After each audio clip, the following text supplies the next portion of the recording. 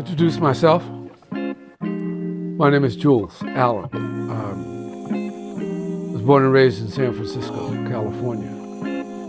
I'm a photographer.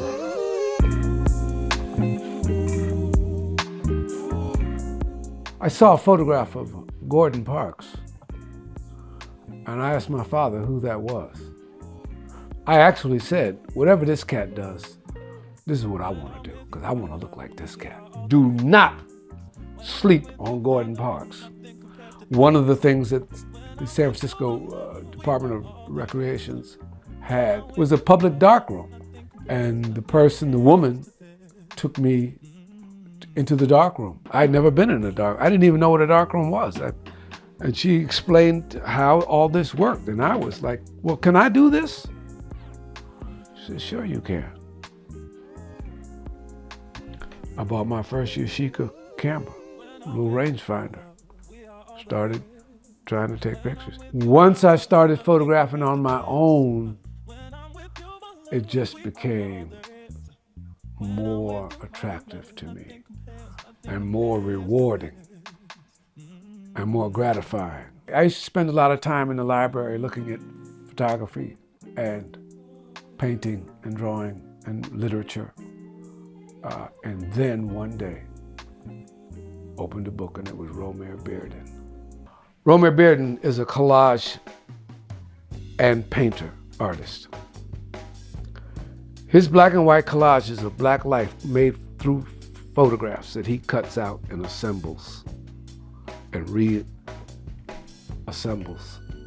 Completely wiped me out.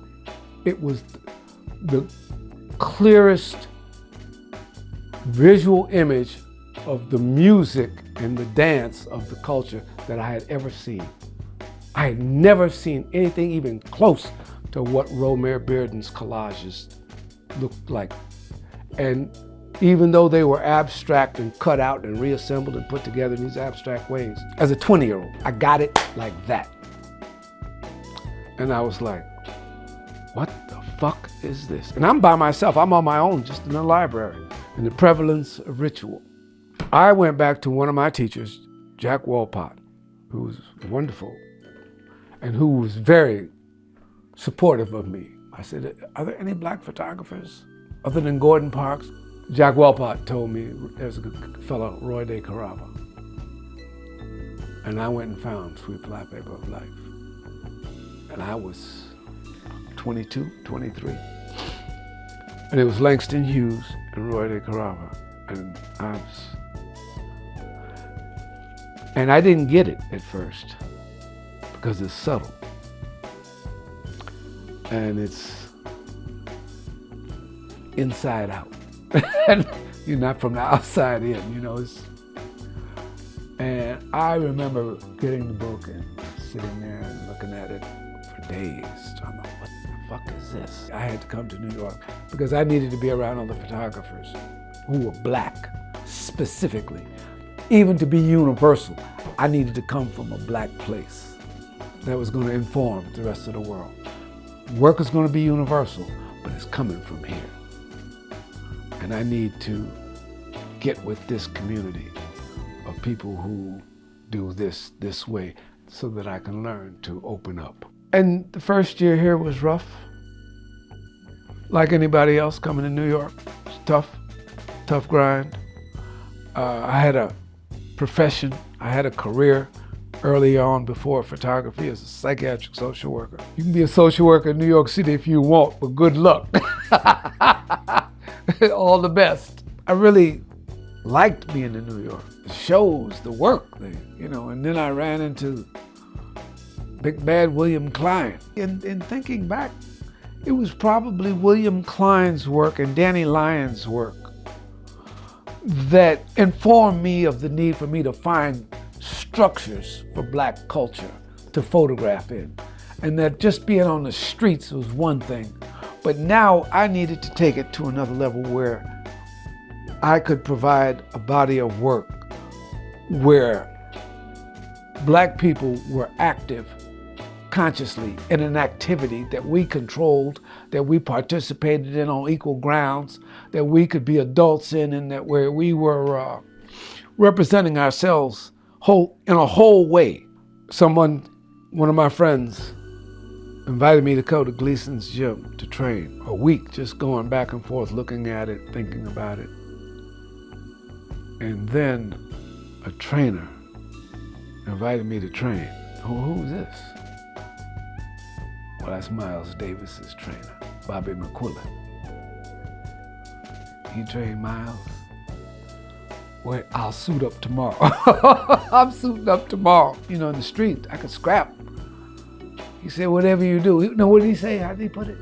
What do you do, a young man? And I said, I photograph. He said, you're a photographer? I said, yeah. I tell you what, whatever you do now, when you train with me, you're going to be better at it.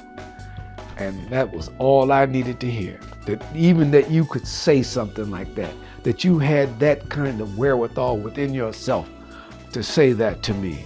That no matter what I did now, fucking with you, I'll be better at it. And he was right. I learned to think between documentary and metaphorical documentary. Does that make sense? The boxing book is documentary. It's the way I see it, but it's the facts, just the facts, or the way I can translate it to make it interesting to look at photographically. Good looking out is a way for me to photograph the culture on the culture's terms in a context, using even our language. Good looking out is black language. Good looking out is metaphorical, right? Rhythmology is metaphorical. Marching bands is straight up documentary. The hats, metaphorical. Marching bands, documentary like the boxing. In Louisiana, thinking about rhythm, rhythm, rhythm. How about a book on rhythm? What do you call it? Rhythmology. Politically, what rhythmology is it's the evidence of us being whole people in a culture where we use the same resources as everybody else does in the world.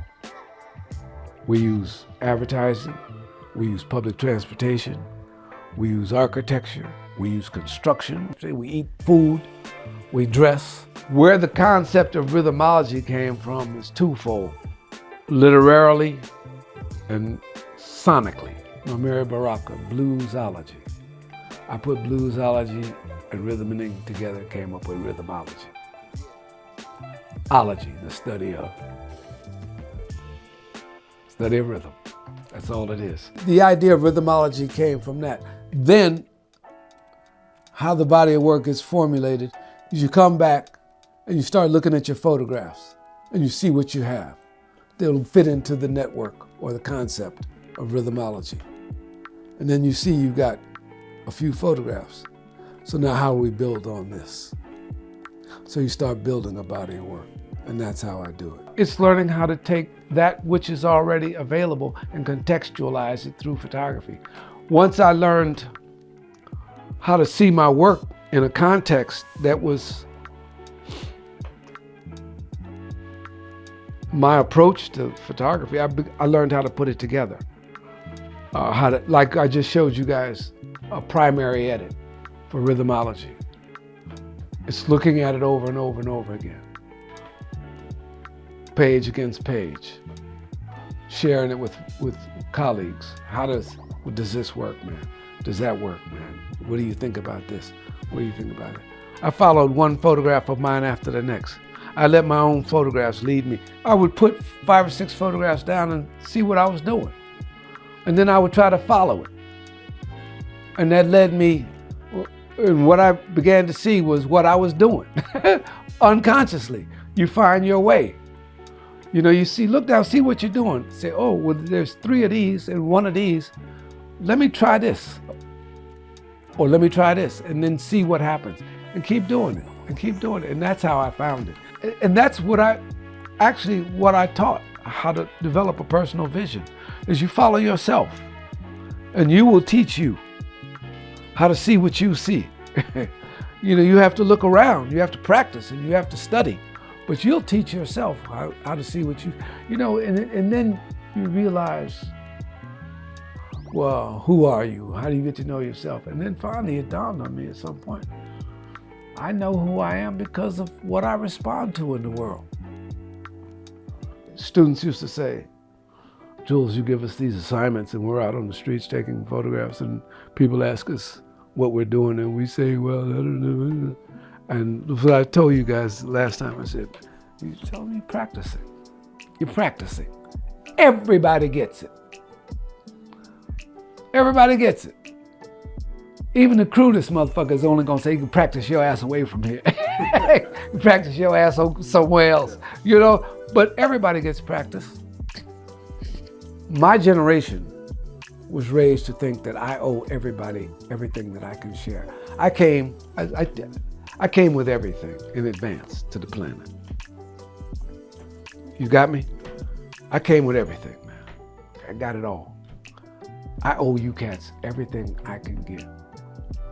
Just because that's the order of the earth. That's where we live.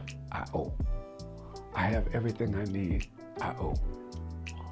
So that's my sense of responsibility.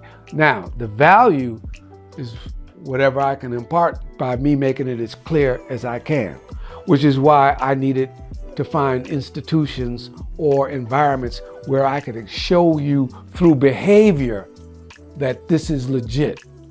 You can identify it because you can see the references. I've tried to make a serious effort to do quality work. What I want them to get is what they want from the work. You know, that the work will provide what they need it to be, that they'll have an idea for it in the first place, and that it'll provide for them. The meaning for it is to be meaningful. No, do your best, you know. My rules are the same as everybody else's. Do the best, do unto others as you would have others do unto you.